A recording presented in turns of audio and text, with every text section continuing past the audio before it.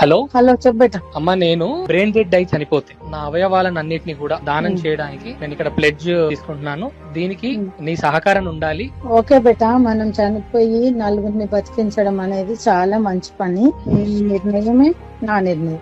Thank you mummy, thank you so much mummy. Bye. ఎంతో మంది బ్రతుకున్న నాళ్ళు ఆదర్శంగా నిలబడే వారిని చూశాం, కానీ చనిపోతూ కూడా అందరికీ ఆదర్శంగా నిలబడ్డాడు.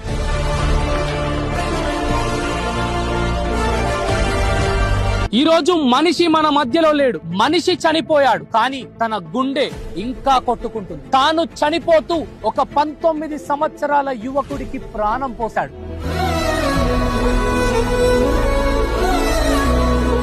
మనిషికి సావొస్తదేమో గాని మనం చేసే మంచికి కాదని చెప్పి శ్రీకాంత్ మరణం ద్వారా అది తెలుస్తా ఉంది.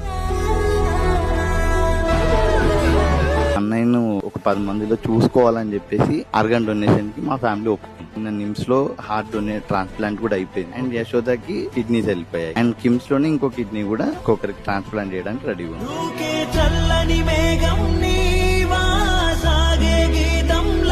అన్నా శ్రీకాంత్, నువ్వు యాడున్నావో తెలియదు గాని నీ చావు ఈరోజు నా గుండెను కదిలించింది. నీ చావు ఎంతో మందికి నిదర్శనంగా నిలబడింది. ఇదే వేదాన్ మీడియా ప్రేక్షకుల ముందు నేను ప్రమాణం వేసి చెప్తున్నా, నేను చనిపోయిన తర్వాత నా అవయవాలను కూడా దానం చేయడానికి నేను సిద్ధంగా ఉన్నా. నా బాడీని కూడా నేను చనిపోయిన తర్వాత పూడ్చొద్దు, కాల్చొద్దు. నా బాడీని కూడా Osmania medical and research analysis కి నేను ఇవ్వడానికి సిద్ధంగా ఉన్నా.